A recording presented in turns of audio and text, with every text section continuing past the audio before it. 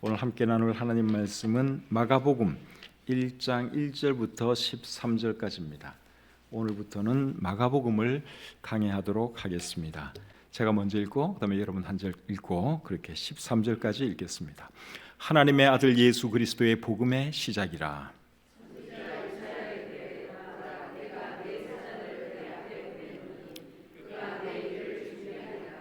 광야에 외치는 자의 소리가 있어 이르되 너희는 주의 길을 준비하라. 그의 오실 길을 곧게 하라. 기록된 것과 같이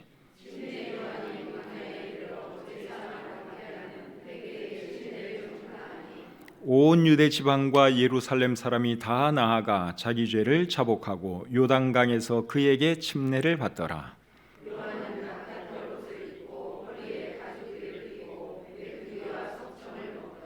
그가 전파하여 이르되 나보다 능력 많으신 이가 내 뒤에 오시나니 나는 굽혀 그의 신발끈을 풀기도 감당하지 못하겠노라.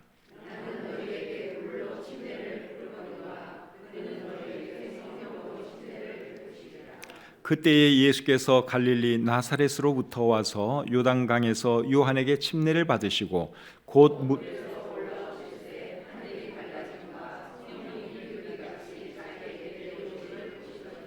하늘로부터 소리가 나기를 너는 내 사랑하는 아들이라 내가 너를 기뻐하노라 하시니라. 다 같이요. 광야에서 40일을 계시면서 사탄에게 시험을 받으시며 들짐승과 함께 계시니 천사들이 수종 들더라. 아멘. 오늘은 첫 번째 시간으로 마가복음 1장 1절부터 13절까지의 말씀을 본문으로 해서 예수 그리스도의 복음의 시작, 이런 제목으로 말씀드리기를 원합니다. 오늘 제목은 1절에 있는 말씀을 그대로 가져왔습니다. 1절에 보면 하나님의 아들 예수 그리스도의 복음의 시작이라, 그러면서 이제 마가복음이 시작되고 있죠. 여러분, 마가복음은 마가가 기록한 것은 다 알고 계시죠? 마가복음은 마가가 기록했습니다. 마가복음을 마가가 기록했다는 말은 마가복음에 안 나옵니다. 마가라는 이름 자체가 마가복음에는 안 나옵니다. 그런데 마가가 마가복음을 기록한 것을 어떻게 알죠? 어떻게 하는가 하면 초대교회 시절부터 그렇게 쭉 전해 내려져 왔기 때문에 아는 것입니다. 그래서 한 2세기경에 어떤 성경 필사자가 마가복음을 필사하면서 제목을 마가복음 그렇게 써넣었어요. 그리고 그 전부터는 계속 이제 구전으로 내려온 거죠. 마가복음은 마가가 기록했다. 그래서 입에서 입으로 쭉 전해 내려오다가 2세기경에 이제 그 누군가가 필사를 하면서 제목을 아예 그냥 마가복음, 마가가 기록한 것을 이렇게 제목으로 한 것입니다. 마가의 이름은 사도행전 12장 12절에 처음 나옵니다. 그 말씀을 한번 보겠는데요. 사도행전 12장 12절 한번 보겠습니다. 깨닫고 마가라 하는 요한의 어머니 마리아의 집에 가니 여러 사람이 거기에 모여 기도하고 있더라. 이 말씀을 보시면 마가에게는 또 다른 이름이 하나 있었죠. 그 이름은 요한입니다. 마가라 하는 요한. 그래서 우리가 보통 마가 요한 그렇게 말하기도 하는데, 이 마가라는 이름은 로마식 이름이고 요한이라는 이름은 히브리식 이름입니다. 그 당시는 로마 시대였으니까 뭐 로마 이름 하나 있는 것도 나쁘지 않죠. 그래서 마가라고 하는 이름은 로마 이름이고, 이 사람은 원래 히브리 유대인이에요. 히브리 이름은 요한입니다. 마가의 어머니 이름은 마리아인데 마리아의 집은 초대교회 성도들의 모임 장소로 사용된 것을 우리가 볼 수 있죠. 그래서 그 집에 모여서 성도들이 기도도 하고 예배도 드리고 그렇게 한 것을 볼 때 마가 요한의 어머니 마리아는 꽤 큰 집을 가지고 있었던 것 같습니다. 집이 상당히 부자였던 것 같아요. 그리고 이제 사도행전 13장에도 마가의 이름이 또 나옵니다. 사도행전 13장에는 사도 바울과 바나바가 처음으로 이제 선교 여행하는 그 내용이 기록되어 있어요. 그때 마가가 그들과 함께 여행을 하다가 중간에 돌아가 버렸어요. 그래서 그 일로 인해서 마가는 사도 바울에게 속된 말로 완전히 찍히게 됩니다. 아주 안 좋은 인상을 남기고 말았어요. 그래서 두 번째 선교 여행을 갈 때는 사도 바울은 마가를 안 데려가려고 하고, 바나바는 그래도 데려가려고 하고, 그래서 두 사람이 마가 한 사람을 놓고 다투다가 결국은 헤어져 버리고 말았어요. 그래서 바나바는 마가를 데리고 구브로 쪽으로 선교를 가고, 그리고 사도 바울은 실라를 데리고 다른 곳으로 선교를 가고, 그렇게 해서 두 사람이 어쨌든 마가 때문에 싸우고 헤어졌다 하는 것이 사도행전 15장 37절부터 39절에 기록이 되어 있습니다. 나중에 시간이 지나고 나서는 마가와 바울의 관계가 회복이 됩니다. 그래서 마가는 바울의 좋은 동역자가 되지요. 골로새서 4장 10절을 보시면 알 수 있습니다. 골로새서 4장 10절을 보겠습니다. 나와 함께 갇힌 아리스다고와 바나바의 생질 마가와 이 마가에 대하여 너희가 명을 받았음에 그가 이러거든 영접하라. 자, 골로새서는 사도 바울이 로마 감옥에서 쓴 글이죠. 근데 그 감옥 안에 아리스다고와 바나바의 생질 마가가 함께 있은 것을 여기에 말씀하고 있죠. 그러니까 이 마가가 바울과 함께 이렇게 같이 사역도 하고, 그리고 로마의 감옥에 같이 붙잡혀 들어간 것까지 여기에 우리가 이 말씀을 통해서 알 수 있습니다. 마가를 바나바의 생질이라 그랬는데 헬라어 성경에는 생질로 안 되어 있고 사촌으로 되어 있습니다. 그래서 최근에 나온 성경들에는 다 사촌으로 되어 있습니다. 옛날에 어떤 필사본에는 아마 생질로 되어 있는 그런 필사본들이 있었을 거예요. 그래서 이제 그렇게 했는데 학자들이 쭉 연구를 해보니까 이거는 생질이 아니고 사촌이 맞다. 그래서 어느 순간부터 이게 이제 사촌으로 바뀌어서 지금 헬라 성경에는 사촌으로 되어 있습니다. 제가 볼 때도 사촌이 맞는 것 같습니다. 디모데후서 4장 11절 말씀도 한번 보겠습니다. 누가만 나와 함께 있느니라. 네가 올 때에 마가를 데리고 오라. 그가 나의 일에 유익하니라. 사도 바울이 두 번째 로마 감옥에 투옥된 뒤에 디모데후서를 기록을 하게 돼요.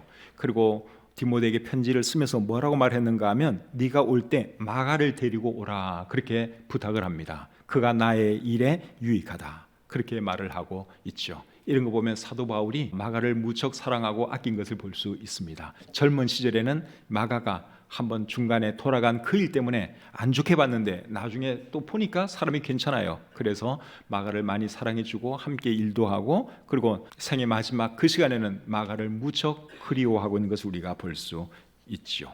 그리고 이 마가는 사도 베드로하고도 아주 가까운 사이였습니다. 베드로전서 5장 13절을 보면 알 수 있습니다. 택하심을 함께 받은 바벨론에 있는 교회가 너희에게 문안하고 내 아들 마가도 그리하느니라. 자, 여기 보시면 지금 베드로하고 마가는 같이 있습니다. 그런데 그 마가에 대해서 베드로가 어떻게 표현했는가 하면 내 아들 마가라고 표현하고 있죠. 내 아들 마가도 여러분에게 지금 문안합니다, 그렇게 말을 하고 있어요. 실제로 아들은 아니고 영적인 아들이죠. 그래서 이 베드로가 마가를 무척 영적으로 많이 도움을 준 것 같아요. 그래서 마가는 베드로의 영적인 아들이다 하는 거 우리가 알 수 있죠. 사도 바울의 영적인 아들은 뭐 디모데, 티도 이런 사람들이 바울의 영적인 아들이고, 마가는 베드로의 영적인 아들인 것을 우리가 알 수 있죠. 그런데 방금 이 말씀을 잘 보시면 베드로와 마가는 지금 어디에 있습니까? 어느 도시에 있습니까? 방금 읽은 이 말씀에 의하면 다시 한번 읽어드릴까요? 택하심을 함께 받은 바벨론에 있는 교회가 너희에게 문안하고 내 아들 마가도 그리하느니라. 자, 이 말씀에 의하면 마가와 베드로는 함께 있고, 그리고 두 사람은 어느 도시에 있는 거예요? 바벨론에 있죠. 바벨론이라는 도시에 있습니다. 근데 여기 말하는 바벨론은 로마를 말하는 거예요. 그래서 로마에 이 두 사람이 지금 함께 있는 것을 우리가 알 수 있죠. 자, 그럼 제가 여러분들에게 질문합니다. 마가가 예수님을 직접 보았다는 기록은 성경에 안 나옵니다. 제 생각에는, 제 추측에는 마가가 예수님 봤어요. 근데 어쨌든 성경에는 마가가 예수님을 만났다, 예수님에게 직접 들었다, 이런 거는 안 나와요. 그렇다면 마가는 누구로부터 예수님에 대한 정보를 듣고 이 마가복음을 기록했을까요? 누구한테 예수님에 대한 말을 많이 들었을까요? 누구로부터 들은 것 같아요? 마가가? 베드로죠. 베드로하고 가깝게 지냈잖아요. 바울도 한테도 물론 많이 들었죠. 근데 바울은 나중에 부활하신 예수님을 만났지만 예수님이 이 땅에 살아갈 때 바울은 예수님하고 만난 적은 없어요. 나중에 부활하신 주님을 만난 거고, 근데 베드로는 예수님과 3년 동안 같이 있으면서 예수님의 모든 걸 다 지켜보고 예수님 하는 말을 다 들은 사람이에요. 그리고 마가는 베드로와 엄청 가까웠던 것을 고려할 때 마가복음에 기록된 상당수의 정보는 누구로부터 나온 거냐? 베드로로부터 나온 거다 하는 것을 우리가 알 수 있죠. 마가가 마가복음을 기록한 장소는 어디일까요? 마가복음을 기록한 장소는 어딘가 하면 로마입니다. 이거는 100% 정확하게 그렇다고 말할 수는 없는데 이것도 초대교회 시절부터 그렇게 쭉 전해 내려왔어요. 마가복음은 마가가 로마에서 기록을 했다. 오늘 이 본문에 보면 베드로와 함께 로마에 있고, 그리고 사도 바울도 로마에서 너 좀 왔으면 좋겠다 그렇게 말을 하고 있죠. 그래서 이런 모든 것을 볼 때 또 초대교회 전승도 그렇고 마가복음은 로마에서 기록된 글이다 하는 것을 우리가 알면 되겠습니다. 누구를 대상으로 마가는 이 글을 기록했을까요? 누구를 대상으로? 로마 사람들을 대상으로 기록했습니다. 그래서 그런지는 몰라도 이 마가복음은 스토리 전개가 굉장히 빠릅니다. 여러분들 드라마를 보시면 어떤 드라마는 전개가 빨리빨리 돼요. 이야기가 빨리빨리 넘어가는데 어떤 이야기는 전개되는 속도가 굉장히 느리죠. 그래서 어떤 사람은 전개가 빨리 되는 걸 좋아하고요, 어떤 사람은 또 이렇게 천천히 전개되는 걸 좋아해요. 여러분들은 어느 걸 좋아하세요? 젊은 사람들은 대체로 빨리 전개되는 걸 좋아하고요, 연세가 많은 사람들은 느리게 전개되는 걸 좋아해요. 왜냐하면 빨리 전개되면 못 알아먹거든. 그러니까 천천히 전개되는 걸 좋아해요, 연세 드신 분들은. 저는 개인적으로 이야기가 천천히 전개되는 건 아주 안 좋아해요. 그런 드라마는 아예 안 봐요. 지금은 내가 드라마 안 본 지 한 10년도 더 된 것 같은데, 어쨌든 저는 빨리 이렇게 되는 게 좋아요. 그래서 설교도 제가 군소리 안 하잖아요. 그냥 팍팍팍 나가잖아요. 그죠? 저는 이제 그런 걸 좋아하는데 이 마가복음이 그런 식이에요. 전개가 굉장히 빨리 되고 있습니다. 전개가 빠르다 보니까 마가복음에 어떤 말이 많이 나오는가 하면 곧 이 말이 많이 나와요. 곧은 즉시라는 말이죠. 이 말이 굉장히 많이 나와요. 오늘 본문에도 곧이라고 하는 단어가 2번 나와요. 10절에 한번 나오고 12절에 한번 나와요. 1장 전체에 곧이라고 하는 단어가 몇 번 나오는가 하면 10번 정도 나옵니다.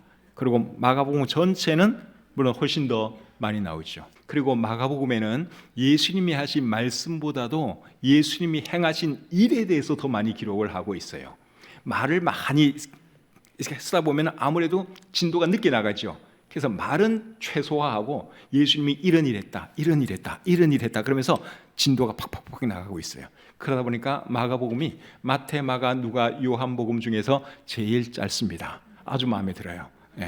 짧고 간단하고 핵심 전달 잘하고 제 취향의 책이 이 마가복음 같습니다. 자, 이제 오늘 본문을 보도록 하겠습니다. 1절부터 5절 제가 읽어볼게요. 하나님의 아들 예수 그리스도의 복음의 시작이라. 선지자 이사야의 글에 보라, 내가 내 사자를 내 앞에 보내노니 그가 내 길을 준비하리라.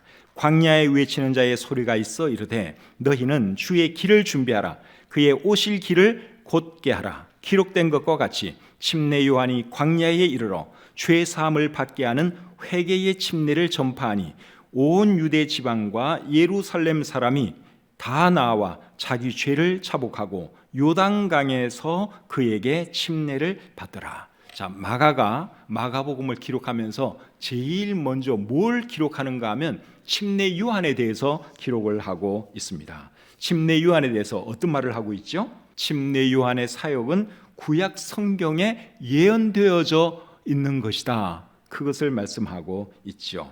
그리고 그것을 말하기 위해서 구약에 있는 구절들을 여기에 인용하고 있습니다. 2절과 3절 말씀은 구약에 있는 말씀을 인용한 말씀이에요. 이 말씀이 어디에 있는 말씀인가 하면 말라기 3장과 이사야 40장에 있는 말씀을 인용하고 있습니다. 자, 그 말씀을 직접 한번 보겠습니다. 말라기 3장 1절입니다. 만군의 여호와가 이르노라, 보라, 내가 내 사자를 보내리니 그가 내 앞에서 길을 준비할 것이요. 그 다음에 이사야 40장 3절입니다. 외치는 자의 소리여 이르되 너희는 광야에서 여호와의 길을 예비하라. 사막에서 우리 하나님의 대로를 평탄하게 하라. 그래서 이 두 구절을 마가가 2절과 3절에서 인용해서 말을 하고 있습니다. 근데 두 선지자의 글을 인용하는데 선지자 이사야의 글에 그렇게 말을 하면서 인용을 하고 있죠. 왜 말라기는 말을 안 했을까요? 말라기와 이사야 두 사람 다 하나님의 사람들이고 성경의 기록자들이지만 그래도 두 사람 중에서는 누가 더 유명한 사람이에요? 이사야가 더 유명한 사람이죠. 그래서 두 사람 중에서 아마 대표로 그냥 이사야의 글에 그렇게 말을 했다고 생각이 듭니다. 아니면 마가복음을 필사하던 사람이 원본에는 원래 말라기가 있었는데 말라기와 이사야의 글에 원래는 그게 있었는데 어쩌면은 실수로 말라기 이름을 빼먹었을 수도 있습니다. 어떻게 만든지는 저도 몰라요. 근데 그거는 중요한 건 아니잖아요. 그렇죠? 어쨌든 구약에 이런 말씀들이 있다 하는 것을 이제 얘기를 하면서 침례 요한과 결부시켜서 이야기를 하고 있죠. 왜 침례 요한에 대해서 먼저 말을 하는가 하면 침례 요한은 예수님을 이 세상 사람들에게 공식적으로 제일 먼저 소개한 사람이기 때문에 이 침례 요한이 대단히 중요한 사람입니다. 그래서 이 침례 요한은 구약과 신약을 이어주는 그런 사람이라고도 할 수 있습니다. 말라기 4장 5절 6절 말씀을 제가 또 한번 읽어드리겠습니다. 말라기 4장 5절 6절입니다. 보라, 여호와의 크고 두려운 날이 이르기 전에 내가 선지자 엘리야를 너희에게 보내리니 그가 아버지의 마음을 자녀에게로 돌이키게 하고 자녀들의 마음을 그들의 아버지에게로 돌이키게 하리라. 돌이키지 아니하면 두렵건대 내가 와서 저주로 그 땅을 칠까 하노라. 하나님의 말씀인데요, 하나님께서 세상 끝날에 엘리야를 보내주시겠다고 말씀을 하고 있죠. 하나님이 보내시겠다고 한 이 엘리야가 누군가 하면 침례 요한입니다. 누가복음 1장 17절을 보면 알 수 있습니다. 누가복음 1장 17절에 이렇게 기록되어 있습니다. 그가 또 엘리야의 심령과 능력으로 주 앞에 먼저 와서 아버지의 마음을 자식에게 거스르는 자를 의인의 슬기에 돌아오게 하고 주를 위하여 세운 백성을 준비하리라. 이 말씀은 하나님의 사자가 침례 요한의 아버지 될 사람에게 하는 말이에요. 네 아내가 아들을 낳을 것인데 그 아들은 이런 사람이 될 것이다, 그 말이에요. 그런데 엘리야의 심령과 능력으로 일을 할 것이다, 그렇게 말씀을 하고 있죠. 말라기에 있는 그 말씀을 하나님의 사자가 인용하면서 말을 해줬어요. 그래서 말라기에서 말씀한 그 엘리야, 보내시겠다고 한 그 엘리야는 침례 요한을 말하는 것입니다.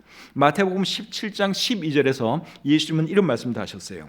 엘리야가 이미 왔으되 사람들이 알지 못하고 임의로 대우하였도다. 예수님이 뭐라 하셨는가 하면 엘리야는 이미 왔다 그랬어요. 누구를 두고 그렇게 말씀하셨을까요? 침례 요한. 침례 요한을 두고 예수님도 엘리야라고 말씀을 하셨죠. 그래서 이 본문에 보시면 이제 침례 요한이 사역을 하는데 어떤 사역을 했는가 하면 광야에서 사람들에게 침례 베푸는 사역을 했지요. 침례 요한이 베푼 침례에 대해서 오늘 본문 4절은 죄 사함을 받게 하는 회개의 침례라고 말씀하고 있습니다. 죄 사함을 받게 하는 회개의 침례. 그래서 어떤 사람들이 요한에게 나와서 침례를 받았는가 하면 자신이 죄인인 것을 알고 죄 사함 받고자 하는, 죄를 자복하고 죄 사함 받은 그런 사람들이, 또 죄 사함 받고자 하는 그런 사람들이 나와서 침례를 받았습니다. 5절 말씀을 제가 한번 읽어볼게요. 5절. 온 유대 지방과 예루살렘 사람이 다 나아가 자기 죄를 자복하고 요단강에서 그에게 침례를 받더라. 그래서 어떤 사람들이 요한이 주는 침례를 받았는가 하면 자기 죄를 자복하는 사람들이 요한에게 나와서 침례를 받았다, 그렇게 말씀을 하고 있죠. 이 침례가 오늘날 교회에서 베푸는 침례의 뿌리라고 할 수 있습니다. 똑같은 침례는 아니에요. 요한이 베푼 침례와 오늘날 교회에서 베푸는 침례가 똑같은 침례는 아닙니다. 오늘날 교회에서 베푸는 침례의 의미는 뭐죠? 예수 그리스도와 함께 죽고 다시 살아났습니다. 그거를 나타내 보이는 것이 오늘날 교회의 침례예요. 그 말씀은 로마서 6장 3절과 4절에 있는데 시간 관계상 찾지는 않겠습니다. 그래서 오늘날 교회 침례의 그 의미는 뭔가 하면 그리스도와 함께 죽고 다시 살아났다는 것을 사람들에게 나타내 보이는 거예요. 그래서 직접 물속에 집어넣었다가 이렇게 일으켜 세우죠. 물속에 들어가는 것은 그리스도와 함께 죽는 것을 상징하고, 물 밖으로 나오는 것은 그리스도와 함께 새로운 사람으로 다시 살아나는 것을 상징하는 것입니다. 근데 침례 요한의 침례는 어떤 침례였느냐? 죄 사함을 받게 하는 회개의 침례였다 하는 것이죠. 이 침례 속에는 예수 그리스도와 함께 죽고 다시 살아난 그런 개념은 아직 포함되어 있지 않지요. 그러니까 이거는 그냥 뿌리, 우리가 받는 침례의 뿌리다 하는 것이죠. 오늘날 한국의 많은 교회가 세례를 행하고 있죠. 세례라고 하는 말의 의미는 죄를 씻는 그 의미를 가지고 있습니다. 그게 씻을 세자예요. 죄를 씻는 의식. 그래서 세례라 그래요. 방식은 이제 머리에 물을 찍어 바르는 형식으로 세례를 베풀죠. 그러니까 세례라는 말하고 오늘 이 침례 요한이 베푼 침례는 개념적으로는 상당히 비슷해요. 침례 요한의 침례는 죄사함의 침례고 세례의 그 말의 의미도 죄를 씻는다 그 말이거든요. 그런데 형식은 침례 요한이 어떤 형식으로 침례를 베풀었느냐? 우리가 지금 행하고 있는 물에 잠기는 침례, 그것을 행했습니다. 그것을 어떻게 하느냐? 요단강에서 침례를 주었다 그렇게 말씀을 하고 있죠. 왜 요단강에서 침례를 줬겠어요? 요단강이라야 사람을 이렇게 물속에 넣었다가 일으킬 수 있기 때문에 그렇습니다.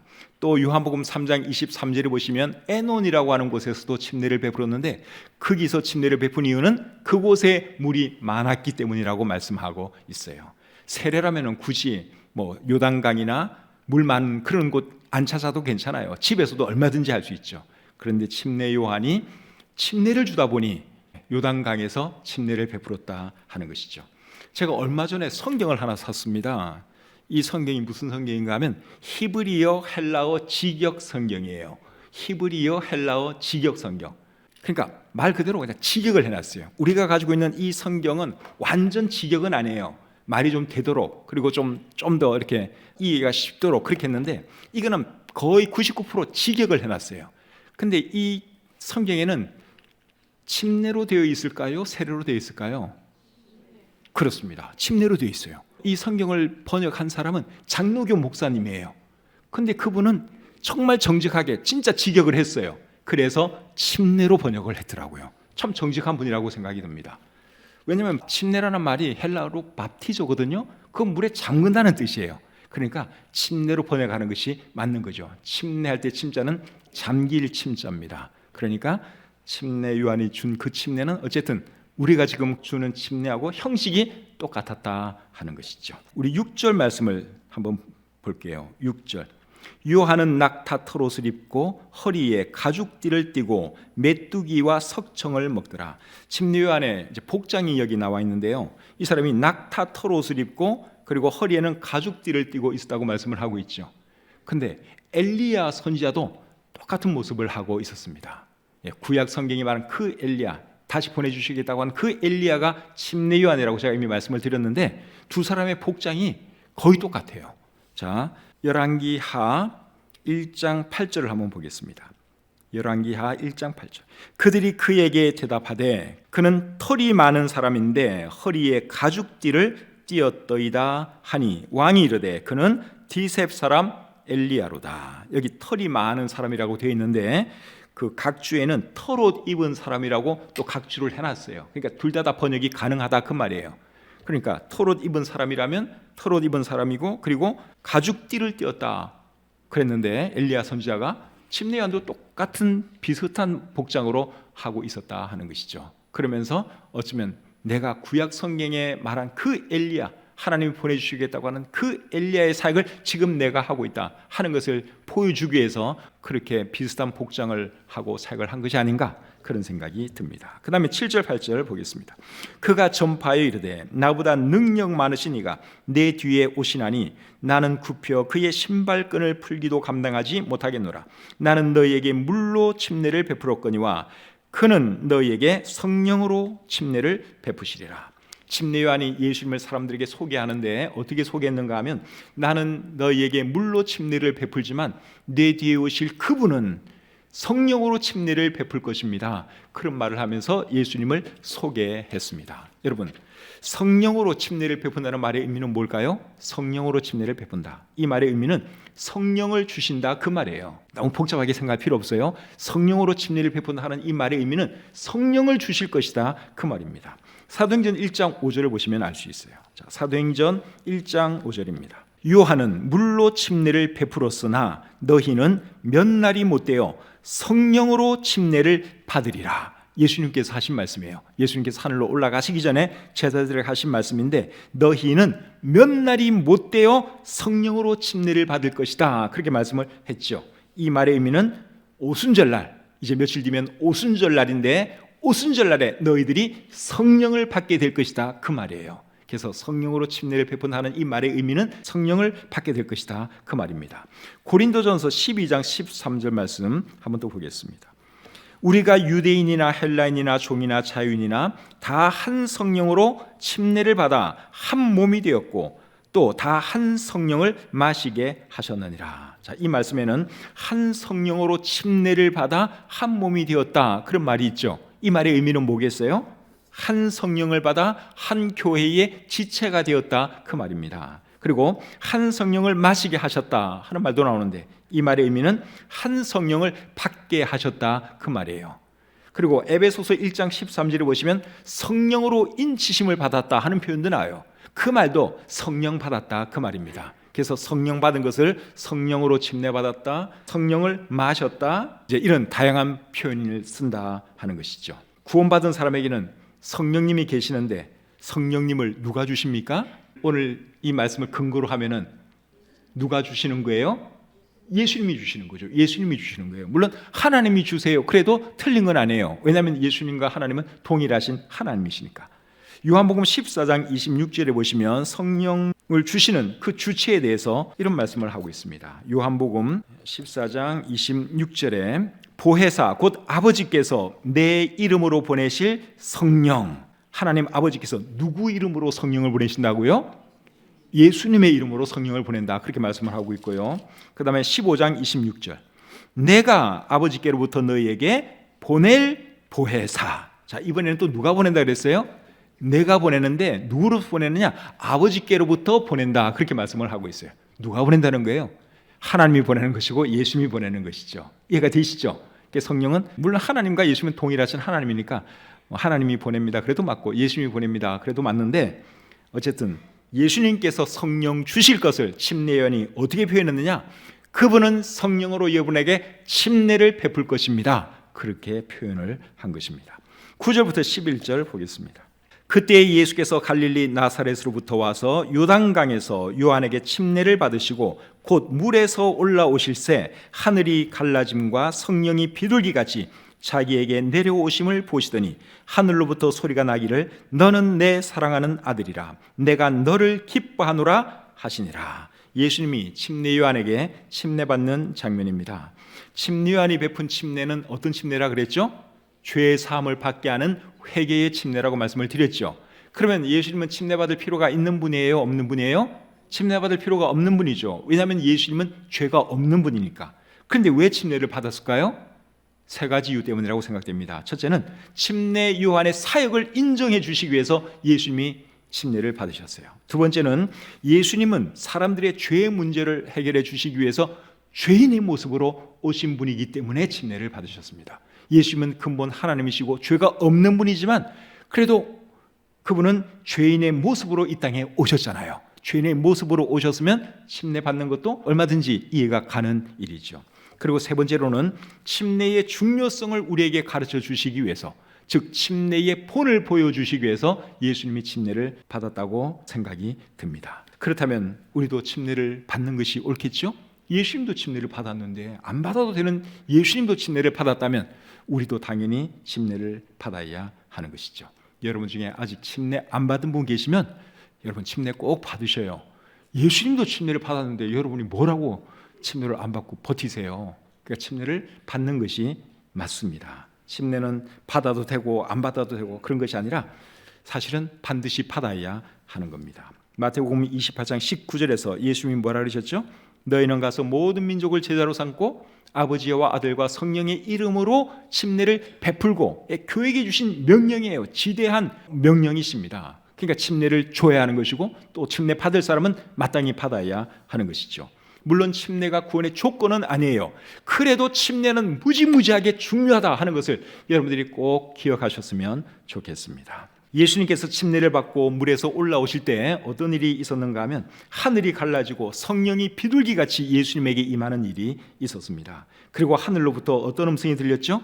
너는 내 사랑하는 아들이다. 내가 너를 기뻐한다 하는 그런 음성이 들려왔습니다. 이 순간이 예수님께서 공식적으로 사역을 시작하는 그 순간입니다. 여기서부터 이제 예수님의 공식적인 사역이 시작되는 거예요. 그리고 그 순간에 하나님께서 예수님이 메시아인 것을 말씀을 해주셨고, 성령도 가시적으로 사람들 앞에 나타나심으로 예수님이 메시아인 것을 증거해 주셨죠. 성부, 성자, 성령 하나님이 동시에 나타나는 경우는 그렇게 많지 않습니다. 그런데 예수님이 침례받을 때 성부, 성자, 성령 하나님이 함께 하셨다고 하는 사실이에요. 성부, 성자, 성령 세 분이지만 또 한 분이신 하나님이세요. 이게 참 이해하기는 어려워요. 성부, 성자, 성령 같으면 이게 세 분인데, 근데 세 분이 또 동일하신 한 하나님이세요. 하나님께서 예수님에게 너는 내 사랑하는 아들이다 그렇게 말씀을 했죠. 그렇다고 해서 예수님이 하나님보다 많이 월등하냐? 그렇지 않아요. 빌립이 예수님에게 나 하나님 좀 보여주세요, 아버지 하나님 좀 보여주세요 그렇게 말을 했을 때 예수님이 뭐라 그러셨죠? 나를 본 자는 아버지를 보았거늘 어찌하여 자꾸 아버지를 보여달라고 그러느냐 책망하셨습니다. 그리고 나와 아버지는 동일하다 하는 말씀도 하셨어요. 그래서 성부, 성자, 성령 세 분이지만 동일하신 한 분 하나님이세요. 그것이 성경이 말하는 하나님이다 하는 거예요. 이해는 하기 어려워요. 이 삼위일체 교리를 다 이해하는 건 이건 인간으로 사실 불가능한 일이고, 하나님을 우리가 어떻게 다 이해하겠습니까? 근데 성경이 말하는 하나님은 그런 하나님이세요. 성부, 성자, 성령 따로 움직이는 것 같지만 또 사실은 한 하나님이시다 하는 거죠. 그래서 예수님이 침례를 베풀라 그렇게 말씀을 하실 때도 아버지와 아들과 성령의 이름으로, 하나님의 이름으로 침례를 베풀라 그러지도 않고 예수님의 이름으로 침례를 베풀라 그러지도 않았어요. 아버지와 아들과 성령의 이름으로 동일하신 하나님이니까 그렇게 말씀을 하신 것이죠. 이제 12절 13절 보겠습니다. 성령이 곧 예수를 광야로 몰아내신지라 광야에서 40일을 계시면서 사탄에게 시험을 받으시며 들짐승과 함께 계시니 천사들이 수종 들더라. 이번에는 예수님이 사탄에게 시험받는 그 말씀인데, 사탄이 어떻게 예수님을 시험했는지는 마태복음과 누가복음에 상세하게 기록이 되어 있습니다. 근데 12절에 보니까 예수님을 광야로 가게 하신 분이 누구세요? 성령님이시죠. 성령이 곧 예수를 광야로 몰아내신지라. 성령이 예수님을 몰아내셨다 하는 이 말을 마태복음과 누가복음은 예수님이 성령에 이끌려 갔다 그렇게 표현을 하고 있습니다. 여러분, 왜 예수님이 광야로 가셨을까요? 예수님이 광야로 간 근본적인 이유가 뭔 줄 아십니까? 예수님이 왜 광야로 간 것 같아요? 시험 받으려고 갔습니다 이렇게 말하는 사람은 틀렸어요. 여러분 같으면 시험 받기 위해서 광야로 가고 싶어요? 아니죠. 그냥 사탄이 와서 시험하니까 시험 당하신 거지, 예수님이 광야로 간 이유는요 기도하기 위해서 가신 거예요. 사역을 시작하면서 금식 기도하시려고 예수님이 광야를 찾았어요. 그런데 그곳에 누가 찾아온 겁니까? 사탄이 찾아와서 40일 줄인 예수님에게 사탄이 유혹을 하고 시험을 한 거죠. 예수님이 간 의도는 기도하기 위해서 가신 거예요. 금식 기도하기 위해서 가셨고, 그 예수님을 이제 사탄이 찾아와서 시험하고 유혹한 겁니다. 그리고 하나님은 그 모든 것을 허락하신 것이죠. 그래서 이제 예수님이 광야에서 시험을 받게 되는데, 사탄은 오늘날에도 여러분 하나님의 사람들을 시험하기 위해서 찾아다닌다고 하는 사실이에요. 예수님까지 시험하려고 한 사탄이 저나 여러분들은 안 찾아올 것 같습니까? 사탄이 혹 찾아오더라도 여러분 절대로 무너지지 마시고 사탄을 말씀으로 이길 수 있기를 바랍니다. 성령 충만하셔서 예수님처럼 사탄의 그 유혹을 이겨야 하는 것이죠. 예수님이 40일 동안 광야에서 이제 사탄에게 시험 받는 그것을 마가는 그냥 아주 간단하게 13절에 이렇게 기록을 하고 있습니다. 광야에서 40일을 계시면서 사탄에게 시험을 받으시며 들짐승과 함께 계시니 천사들이 수종들더라. 들짐승을 얘기는 마태복음이나 누가복음에는 없어요. 들짐승이 거기에 있었다 하는 것은 마가복음만 기록을 하고 있습니다. 그 당시 유대 광야에는 사자도 있었고 곰도 있었고 맹수들이 있었어요. 그런 맹수들이 드글드글하는 그런 상황 속에서 예수님이 하나님께 이제 간절히 기도했고, 그런 상황에서 사탄에게 시험을 받았지요. 근데 여러분, 우리가 사는 세상도 들짐승들이 많은 것 같지 않습니까? 들짐승보다 더 무서운 사람들도 얼마나 많아요. 그런데 하나님께서 예수님을 참 지켜주신 것처럼 천사들을 통해서 지켜주시고 보호해주신 것처럼 오늘날 우리도 하나님께서 지켜주시고 보호하신다고 하는 그 사실을 잊지 마시기를 바랍니다. 사탄이 우리를 넘어뜨리려고 공격하고 또 악한 사람들이 우리를 미워하고 핍박하고 그리 한다 해도 하나님께서는 지금 이 순간에도 천사를 동원해서 우리를 지켜주고 계세요. 히브리서 1장 14절이 그렇게 말씀하고 있습니다. 히브리서 1장 14절. 모든 천사들은 섬기는 영으로서 구원받을 상속자들을 위하여 섬기라고 보내심이 아니냐. 여러분, 천사들이 지금 무슨 일을 하고 있는 거예요? 우리를 지키는 일을 하고 있어요. 그래서 그런 사실을 알고 늘 사탄이 우리를 시험하고 유혹해도 거기에 넘어지지 마시고 하나님의 도우심으로 또 천사들이 우리를 지켜 보호해주고 있다고 하는 그 사실을 늘 기억하면서 하루하루 승리하며 살아가시기를 바랍니다. 혹시 여러분 중에 아직 예수님 모르는 분 계시면 꼭 예수님 믿으시기를 바라고, 침례 안 받은 분 계시면 침례 받으시기를 바랍니다. 그리고 시험 당하고 유혹 당하고 있는 분 계시면 쓰러지지 마시고 예수님처럼 승리하셨으면 좋겠습니다. 그리고 침례 요한이 예수님을 사람들에게 정말 잘 증거했는데 저와 여러분들도 그런 삶 살아갈 수 있기를 우리 주님의 이름으로 축복합니다.